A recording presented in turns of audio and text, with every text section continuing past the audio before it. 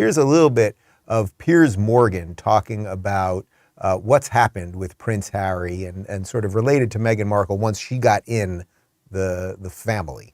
Most outrageously of all, Harry and Meghan allowed claims to swirl about racism in the royal family for almost 2 years.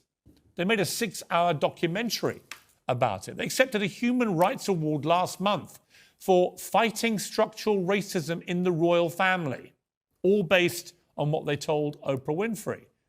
But now Harry's decided that apparently that's not what they meant at all. In the Oprah interview, you accuse members of your family of racism. You don't even... No, we didn't. Well, of... The British press said that. Right. Did Meghan ever mention that they were racist? She said there were troubling comments about There was concern about his skin colour. Right. Wouldn't you describe that as essentially racist? I wouldn't, not having lived within that family. The way the British press reacted to that was fairly typical. Neither of us believe that that comment or that experience or that opinion was based in racism. How was she dangerous? Because of the need for her to rehabilitate her image. That made her dangerous? That made her dangerous because of the connections that she was forging within the British press. And there was open willingness on both sides to trade of information. And with a family built on hierarchy, and with her on the way to being Queen Consort, there was going to be people or bodies left in the street because of that. Bodies left in the street, says the guy who boasted about killing 25 Taliban. Actual bodies that he left in the street, and then boasted about it, which has now enraged the entire Muslim world.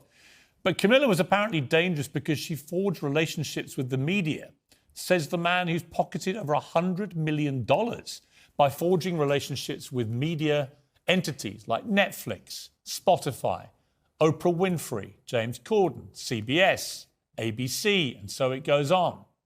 He says his brother, the Prince of Wales, attacked him because he was riled by reading stories in the tabloids, but also that his brother placed those stories in the tabloids himself. He slams a memoir by Diana's butler, Paul Burrell, as one man's self-justifying, self-centering version of events. My God, the irony of this!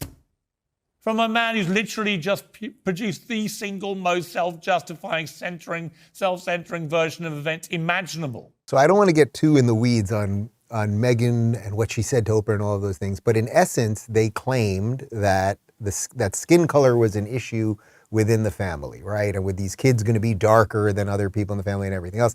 They then accepted an award for going after structural racism within their family. Now he's kind of backtracking. But the reason I'm playing all of that is you have someone like Elon Musk who came from a highly abusive family, who was obviously an awkward kid, interested in a lot of things that maybe the regular kid wasn't so interested in. And he became something incredible and became a fighter and is doing good in the world. And then you have someone like Prince Harry, who's worth, he's got to be worth 60 million. They say around 60 million, but like it's just an endless amount of wealth. And he runs around Western media sobbing about his family and his circumstances and the racism he comes from and how terrible the hierarchy of the family is and all of these things. If you enjoyed this video, hit like and subscribe to our channel so you'll be sure to see similar videos from Blaze TV with the added bonus of signaling YouTube that your voice and opinion still matters. And if you're looking for more great conservative content, check out one of the 2 videos suggested here.